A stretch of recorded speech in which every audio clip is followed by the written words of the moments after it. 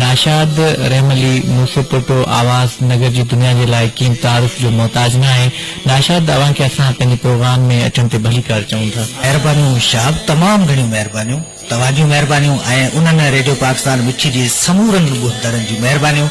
जिन अॼु सॼो ॾींहुं मुंहिंजे मोबाइल नंबर ते कॉल कई ऐं तव्हांखे तव्हांजे नंबर ते मुसलसल कॉल कंदा रहिया, मैसेज कंदा रहिया। उन्हनि जूं मोहबतूं हिन सॼे प्रोग्राम में पाण सां गॾु गॾु हलंदियूं, पंहिंजी दिलि जी चीख झले हलंदियूं। तव्हां सवालनि जो शुरूआत करियो। नाशाद, अॼु डिघे अरसे खां पोइ तव्हां रेडियो मिठी जे स्टूडियो में मौजूदु आहियो, छा पिया महसूस करियो?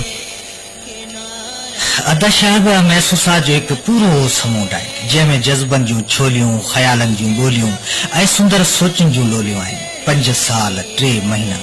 ऐं 12 ॾींहंनि जो विछड़ो को निंढो ऐं मामूली त नाहे न साहब। पंहिंजनि प्यारनि ॿुधंदड़नि खां परे, रेडियो पाकिस्तान मिठी जे स्टूडियोज़ खां परे इन विछोड़े दौरान मूं ॾींहं आङुरियुनि ते ॻणिया आहिनि ऐं अमृता प्रीतम चवाणी आङुरियूं ॾाढियूं सुठियूं लॻियूं आहिनि। ऐं साहब, तव्हां महसूसात जो पुछियो आहे त हक़ीक़त इहा आहे त हूअं त आऊं रेडियो पाकिस्तान मिठी जे बेशुमार ॿुधंदड़नि सां मुखातिब आहियां,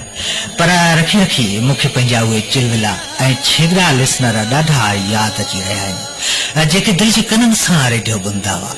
नालो नशर थियण खां सवा खेनि रुगो लफ़्ज़नि जी सौदागरी ऐं ख़्यालनि जी खुशबू सां दिलचस्पी हूंदी हुई। उहे मुंहिंजे प्रोग्राम में लिखंदा हुआ। उहे उन्हनि पखियुनि जहिड़ा हुआ जेके हिकु आखेरो उजड़ण पुॼाइणा तकिड़ो हिकु ॿियो आखेरो अॾे न सघंदा आहिनि ऐं वरी वरी उन्हनि लामनि ते लुॾणु चाहींदा आहिनि जिते इन्हनि की पहिर के लम्हा गॾु गुज़ारिया हूंदा आहिनि, के लातियूं के पातियूं कयूं हूंदियूं आहिनि। अॼु थधे चंड हेठां मलीर जी हिन भिनल राति में उहे अलाए कीअं हूंदा, उन्हनि जा ॻोठ अलाए कीअं हूंदा। जिन भिटनि ते वेही उन्हनि मुंहिंजा प्रोग्राम ॿुधा हुआ, उहे भिटूं बि अलाए कीअं हूंदियूं। उहे शहर अलाए कीअं हूंदा जिन जे गलनि में रमते जोगी जियां मुंहिंजे मुसाफ़िर आवाज़ की सरगोशियूं ऐं के संगिया छॾिया हुआ। जो शहर हमसे छोटा है वो शहर हमारा कैसा है, यूं दोस्त सारे प्यारे हैं मगर जान से प्यारा कैसा है। अदा साहब, पटको बदल उहो झूनो बि अलाए कीअं हूंदो।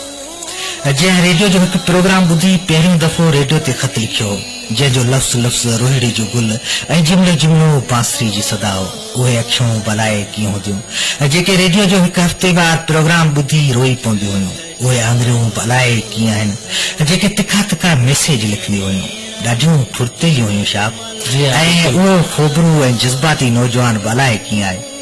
जी हिकु भेरे मुंहिंजे प्रोग्राम लाइ आख़िरी ख़त लिखियो, जंहिंमें हिन रुगो इहो लिखियो, हुन खां पोइ हार ज़माना कंहिंजी नाहे कान ज़माना। नाशाद, तव्हां काफ़ी वक़्तु गुज़ारणा हिते आया आहियो, का तब्दीली को फ़र्क़ु ॾिसो था या सभु कुझु साॻियो आहे? शाब, पहिरियों फ़र्क़ु त इहो आहे जो आऊं हिते सदाई मेज़बान रहियो आहियां। जी हाँ, पर अॼु पहिरियों भेरो बतौर महिमान तुंहिंजे प्रोग्राम में शरीक आहियां ऐं तुंहिंजे बाउंसर क़िस्म जे सुवालनि जा जवाब ॾेई रहियो आहियां। छा इहा तब्दीली कोन्हे? बहरहाल शाब, डिघी विछोटी पुॼाणा जॾहिं अॼु रेडियो मिठी ते आयो आहियां त सोचां थो केरु केतिरो बदिलियो आहे, का ख़बर नथी पवे। रेडियो जी इमारत जे ॿाहिरां साॻियो चौरो मौजूदु आहे, उते हू एहसान अली बजीर असांजो दोस्त साॻियो सिक्योरिटी गार्ड मौजूदु आहे, अॻे बि हूंदो। ऐं साम्हूं मुंहिंजे बिल्कुलु फनी सहकारी साथी, मुंहिंजो पसंदीदा फनी सहकारी साथी जेकॾहिं को रहियो त उहो प्रेम हमीराणी हो। ऐं मूंखे ख़ुशी आहे, मूंखे फ़ख्रु आहे त असांजो उहो सीनियर दोस्त अॼु 5 साल 3 महीना ऐं मथे कुझु ॾींहं जिन जो मूं ज़िक्र कयो त उहो ओतिरनि ॾींहंनि खां पोइ अॼु असांजे साम्हूं मौजूदु आहे। इहो बि अजीब इत्तफ़ाक़ आहे। साॻी रंग जी वर्दी, साॻी नमूने जी कैप वारो एहसान अली बजीर, पर रेडियो जी इमारत ॿाहिरां उन ज़माने में हिकिड़ो नंढड़ो 1 फुट जो निम जेको हाणे वधी वॾो वण थी चुको आहे ऐं उन में पखियुनि आखेरा ॾियण बि शुरू कया आहिनि। उन ज़माने में आउं जॾहिं सुबुह वारो प्रोग्राम करण रेडियो ते ईंदो हुउसि त रेडियो टावर जी कंहिं सीढ़ीअ ते कंहिं तार ते अक्सर हिकु कबूतर खे ॾिसंदो हुउसि जेको हाणे सुबुह वेल उते वेंदो बि आहे या अलाए न आहे, या अलाए न हींअर त राति जो वक़्तु आहे शायदि। बहरहाल मुंहिंजो नज़रो हिते ईंदो ई कुझु लमल आहे। उन ख़ाली सीढ़ीअ ते उन ख़ाली तार ते ज़रूरु अटकियूं हुयूं। ऐं हा, शाम वेल रेडियो जी इमारत जे अॻियां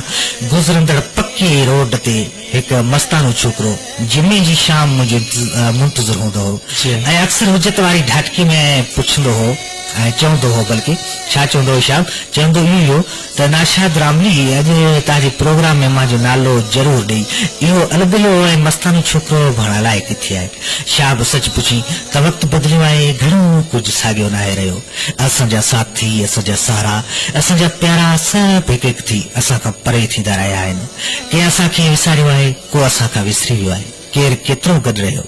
कंहिं केतिरा ज़ख़्म ॾिना इहो लेखो चोखो त हाणे दिलि ते ई लिखियलु आहे मिसाल तौरु 5 साल अॻु रेडियो जे लाइव प्रोग्राम दौरान नगमो हलण वारी विछोटी में साइलेंट रखियल मोबाइल ते किन किन दोस्तनि जी कॉल रिसीव करण मजबूरी हूंदी हुई हा हाणे उन्हनि जा नंबर बि अजनबी आहिनि बस वक़्तु बदिलियो आहे त कुझु बि साॻियो न आहे रहियो तो किसे ढूंढता है शाम जिंदगी वो दिन तो खर्च हो गए गम के हिसार में वाह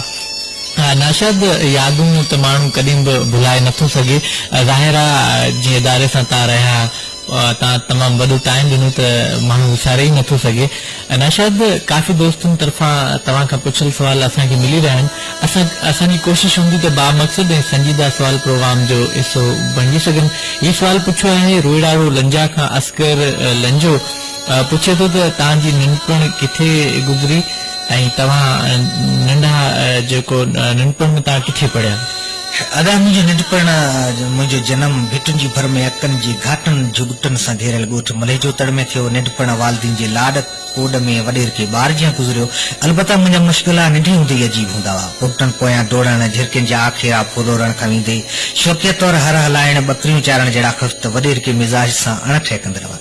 जंहिं सबबु कॾहिं कॾहिं वालदीन जी नाराज़गी खे मुंहुं ॾियणो पवंदो हो उन ज़माने में असां वटि बकरियुनि ऐं ढगियुनि जा वॾा धण हूंदा हुआ जिन खे चारण ऐं संभालण लाइ बाबा तरफ़ां पघार ते धनार रखियल हुआ ऐं शौक़िया तौरु इन्हनि धनारनि सां गॾु माल चारण हलियो वेंदो हुउसि बाबा जी मने सबबु इहे धनार मूंखे गॾु वठण खां लवाइण बहाना घड़ींदा हुआ पर मुंहिंजो शौक़ु मूंखे धणनि सां गॾु झंग ॾांहुं वञण ते मजबूर कंदो हो इन सां हिकदमि मूंखे फितरत खे वेझे खां ॾिसण ऐं सम्झण जो मौक़ो मिलियो ॿियो वरी मुख़्तलिफ़ जानवरनि जी सभा ऐं रवैयनि अॻिते हली मूंखे इंसानी नफ़्सियात सम्झण में बेइंतहा मदद कई